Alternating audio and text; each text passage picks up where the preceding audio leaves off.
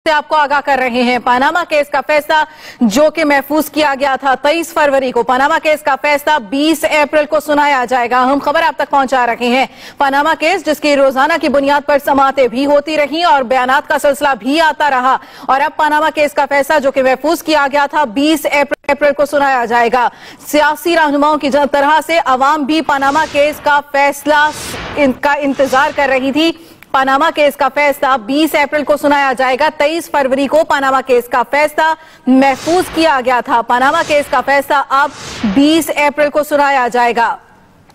अहम खबर आप तक पहुंचा रहे हैं। सुप्रीम कोर्ट ने पनामा केस का फैसला 23 फरवरी को महफूज किया था और अब यह फैसला 20 अप्रैल को सुनाया जाएगा। बड़ा केस, और इस हवाले से यह भी कहा गया था कि ऐसा फैसला सुनाया जाएगा जो सदियों याद रखा जाएगा। पनामा केस का फैसला 20 अप्रैल को सुनाया जाएगा। पनामा केस का फैसला 23 फरवरी को महफूज किया गया था और इस केस का फैसला अब 20 अप्रैल को सुनाया जाएगा।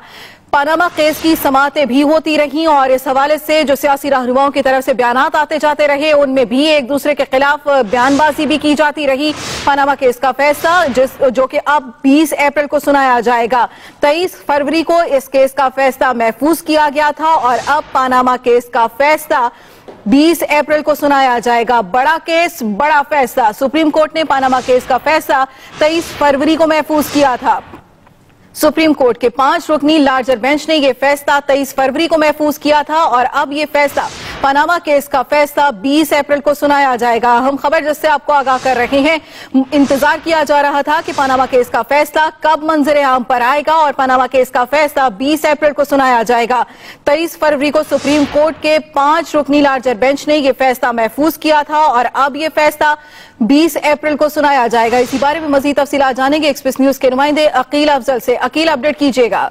जी बिल्कुल, इस हवाले से ये बताना चाहूँ कि सुप्रीम कोर्ट ने सप्लीमेंट्री कार्ड नंबर 172 जारी कर दिया है, जिसके मुताबिक पनामा केस का फैसला 20 अप्रैल को सुनाया जाएगा। वकला के दलाइल मुकम्मल होने के बाद सुप्रीम कोर्ट के 5 रुकनी लार्जर बेंच ने मुसलसल 96 घंटे या कह लेंगे मुसलसल 26 समातों के बाद इस केस का फैसला महफूज किया था।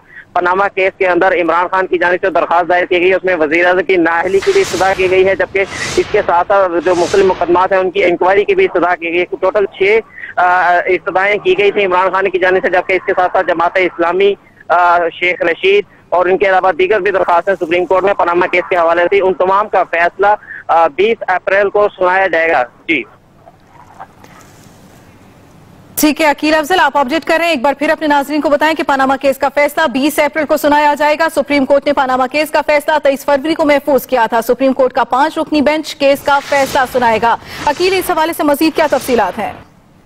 जी बिल्कुल, सुप्रीम कोर्ट के 5 रुकनी लार्जर बेंच ने मुसलसल 26 समातें, 26 रोज लगातार समातें, 26 समातें इसकी की थी, जिसके बाद वकला के दलाइल मुकम्मल होने के बाद अदालत ने यह फैसला महफूज किया था। अब क्योंकि 20 अप्रैल जो कि तकरीबन 2 माह के करीब बनते हैं, 2 माह के बाद इसका फैसला सुनाया जाएगा। सभी को इस हवाले से इसका इंतजार था। अब देखना यह है कि अदालत ने क्या फैसला किया है। इसमें टोटल 6 मुख्तलिफ दरखास्तें थी, जिसमें पनामा के हवाले से ओवरऑल इंक्वायरी जमात-ए-इस्लामी का मौक़िफ़ ये था कि जितने भी पनामा में जिन जिन लोगों के नाम आए हैं सबके खिलाफ इंक्वायरी की जाए और सबकी तहकीकात की जाए। जबकि इमरान खान की जो दरखास्त थी, इमरान खान और शेख रशीद, उनकी दरखास्तों में पर्टिकुलर वज़ीर-ए-आज़म पाकिस्तान मियां नवाज शरीफ की नाअहली की इस्तदाएं की गई थी। अब हमें 20 तारीख तक इंतजार करना है, देखना है कि अदालत क्या फैसला सुनाती है। जिस फैसले का सबको इंतजार था वो अब 20 अप्रैल यानी परसों सुनाया जाएगा। जी ठीक है अकील अफजल, मुमकिना तौर पर अगर ये फर्ज कर लिया जाए कि पनामा केस का फैसला हुकूमत के खिलाफ, नून लीग के खिलाफ, नवाज शरीफ के खिलाफ आता है, तो फिर क्या इक़दाम करने होंगे? देखें, इस हवाले से मैं आपको बताया है कि जो पाकिस्तान तहरीके इंसाफ, सिर्फ पाकिस्तान तहरीके इंसाफ की अगर दरखास्त को देखा जाए, उनकी जो इस्तदा थी उन्होंने 6 मुख्तलिफ इस्तदाएं की थी, जिसमें से एक वज़ीर-ए-आज़म की नाअहली थी, दूसरा नैब केसेस से हुदैबिया पेपर मिल केसेस को खोलने का था। अब देखना यह है कि अदालत फैसला क्या देती है, अदालत क्या उस हवाले से क्या अदालती फैसले में क्या लिखा जाता है। अगर तो अदालत कोई सख्त फैसला देती है तो मुमकिना तौर पर जाहिर बात है उसके असरात मौजूदा हुकूमत पर पड़ेंगे, और अगर अदालती फैसले में इस हवाले से इमरान खान की दरख्वास्त को मुस्तरद करती है तो फिर हुकूमत के ऊपर नहीं बल्कि इमरान खान की सियासत के ऊपर इसके असरात पड़ेंगे। लेकिन इस सारे अमल के लिए, इन सारे सारे नताइज को देखने के लिए हमें इंतजार करना होगा कि सुप्रीम कोर्ट 20 अप्रैल को क्या फैसला सुनाती है। जी ठीक है अकील अफजल, सियासी हलकों की तरफ से क्या कोई अभी तक सामने आई बात, क्योंकि इससे पहले भी तमाम सियासी हलकों की तरफ से यही बात आ रही थी कि जो भी फैसला होगा वो कबूल किया जाएगा। जी बिल्कुल, देखें इस हवाले से ये मैं बताता चलूं कि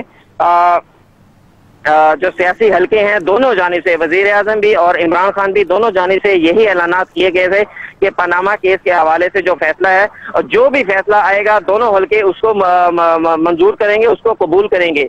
इस हवाले ये पनामा केस का फैसला 20 अप्रैल को कोर्ट रूम नंबर 1 में 2 बजे सुनाया जाएगा। ये भी तो उसके बाद ही देखा जाएगा कि अदालत सबसे पहले ये देखा जाएगा कि अदालत फैसला क्या देती है, उसमें फैसले में किस किस्म के अदालती हुक्मनामे में क्या क्या चीजें शामिल हैं।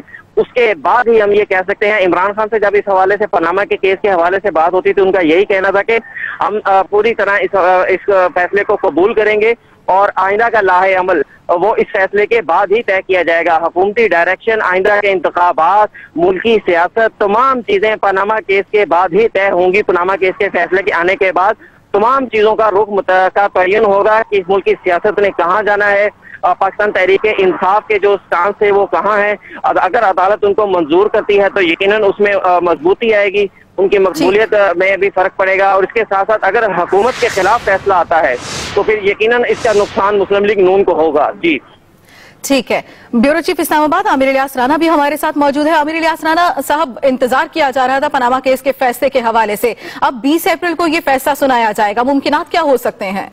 बिल्कुल वो शाकार आ गया जिसका इंतजार था सबको, और जाहिर है 96 घंटे समाअत और फिर सोशल मीडिया पे जो इस फैसले को महफूज करके गत बनाई गई, हमारी कौम बेसब्री भी है और जजों के ऊपर भी एक प्रेशर था एक किस्म का कि लेकिन जब हजारों सफात दिए गए हुए हों तो उन जजों को उन सफात का जवाब भी देना है, उनको समेटना भी है, क्योंकि जब वो दावा करें उसके अंदर के 20 साल याद करेंगे और जब फैसला आया नहीं और उसके बाद वो कहें कि सदियों याद रखा जाएगा तो वो जिम्मेदारियां बढ़ने की नवीद होती है। तो अब जो इतनी लंबी समाअत हुई और जिसपे ये था कि जी फौरी तौर पे शायद फैसला आए और शॉर्ट फैसला भी नहीं दिया, तफसील से आया, तो उसके ऊपर क्या साराइयां जितनी भी हुई तो अब मुमकिनात ही रह गई हैं। और जब परसों सुबह बेंच बैठेगा 5 रुकनी बेंच, तो वो ऑपरेटिव पार्ट पढ़ के सुनाएगा। अब इसमें मुमकिना तौर पे ये हो सकता है कि ये इत्तेफाक की राय से फैसला आए या स्प्लिट फैसला आता है कि जज आपस में अपनी राय अलग करते हैं, 3-2 का फैसला आता है, ये 4-1 से आता है, या 5 जज मुत्तफिक होते हैं और फिर उसके अंदर वो फैसला क्या होता है इसके बारे में कोई पेशीनगोई नहीं की जा सकती अदालती मामलात में। लेकिन जो चीजें सूरतें सामने हैं उसके अंदर वस्त से वस्त ये हो सकता है कि वजीर आजम के खिलाफ आए कि जी उनको नाअहल करार दिया जाता है डायरेक्टली। दूसरी सूरत ये हो सकती है कि वो कहें कि पीटीआई ने, चूंकि खुद उनके चीफ ने कहा कि इमरान खान ने वहां पे कि मेरा काम इल्जाम लगाना है, तो वो उनको भी रगड़ सकते हैं कि आपने सुप्रीम कोर्ट का वक्त लगाया। दूसरी तरफ वजीर आजम के बच्चों ने जब फ्लैट ऑन किए, तो जो ये मैं सारी बात उस पर कर रहा हूँ जो कोर्ट के अंदर होती रही, तो आपने मनी ट्रेल इतनी क्रिस्टल नहीं दी कि हम कह सकते कि ये चीजें ठीक है। उस पर एक कमीशन भी बन सकता है जिसकी मुद्दत भी मुकर्रर हो सकती है और सुप्रीम कोर्ट का कोई जज, मुअज़्ज़िज़ जज उसका सरबराही करे और उसमें तमाम इदारों को मातहत कर दिया जाए। उसमें कुछ केसेस को दोबारा खोलने के लिए सुप्रीम कोर्ट नैब को ऑर्डर कर सकती है। ये वो सारी मुमकिनात है जो उस वक्त भी ज़ेरे बहस आई, बाद में भी आती रही कि फैसला क्या आएगा। हमें सबको परसों सुबह का वेट करना पड़ेगा जब 5 मुअज़्ज़िज़ जज बैठेंगे और जस्टिस आसिफ सईद खोसा उस फैसले को पढ़कर सुनाएंगे। जी आमिर इलियास राना साहब, सुप्रीम कोर्ट में ये फैसला जाने से पहले भी कमीशन बनाने की ही बात होती रही है। अगर फैसला यही आता है कि कमीशन बना दिया जाए तो क्या फिर तमाम ये सियासी जमातें मुत्तफिक हो सकेंगी? देखें, इत्तफाक या मुत्तफिक होना ये बिल्कुल अलग चीजें हैं। सब ने सुप्रीम कोर्ट पर एतमाद किया है, चाहे वो PMLN हो चाहे वो PTI हो। और PTI जब पहले बेंच पे गई थी तो जब पूछा गया था, जब justice Anwar Zaheer Jamali chief justice थे, तो उन्होंने कहा था कि हम कमीशन की तरफ नहीं जाना चाहते। लेकिन जब बाद में जितनी दफा भी सवाल हुए तो सब जगह पे इमरान खान ने भी यही कहा कि उन्हें सुप्रीम कोर्ट का फैसला कबूल होगा। उन्होंने उसके अंदर इफ एंड बट्स नहीं लगाई। लेकिन जब फैसला आ जाता है तो हर पार्टी को एक खुद सुप्रीम कोर्ट के डिसीजन हैं कि उनके ऊपर आप बराए इस्लाह तनकीद कर सकते हैं, अपने जवाब पेश कर सकते हैं कि ये ठीक था। जैसे भुट्टो साहब का फैसला भी है कि उसमें तकसीम थी कि कत्ल ये मावराए अदालत था या नहीं था। वो उसके ऊपर एक उस वक्त के सदर आसिफ जरदारी ने सुप्रीम कोर्ट के अंदर रेफरेंस भी किया हुआ है जो पेंडिंग है, जिसकी डेट नहीं निकल रही। तो ये सब चीजें तारीख का हिस्सा हैं और इस फैसले ने भी तारीख बननी है। वो जिस सूरत में भी आएगा, इसके ऊपर जिसके हक में जाएगा, जिसके खिलाफ जाएगा, दोनों अपनी अपनी तरजीहात, तौजीहात, तशरीहात लेके आएंगे, बात करेंगे और हम सब उसके ऊपर बात कर रहे होंगे, उनको दिखा रहे होंगे, क्योंकि बहुत ज्यादा वेट हो चुका हुआ था कि जी ये कब फैसला महफूज होगा, हो चुका है और कब आएगा। तो वो काफी दिन वक्त गुजरने के बाद हर दफा ये आ जाती थी कि इस पीर या मंगल को आ जाएगा। तो अब बहरहाल वो जुमेरात का दिन तय हो गया है कि दिन 2 बजे के करीब ये फैसला आएगा।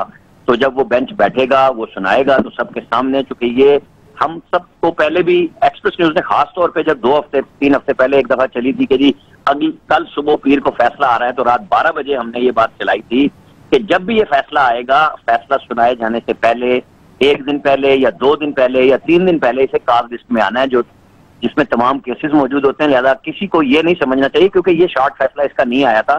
तफसीली फैसला अलग से जारी होता है, वो किसी भी वक्त हो सकता है। जैसे जस्टिस साकिब निसार ने अभी जो सेंट्रल सिलेक्शन बोर्ड का फैसला है वो एकदम जारी कर दिया था और एक्सप्रेस ने ब्रेक किया रात 9 बजे में उसे। तो यहाँ पे ये क्लियर थी कि कॉल लिस्ट में आएगा, उसके बाद इसे सुनाया जाएगा।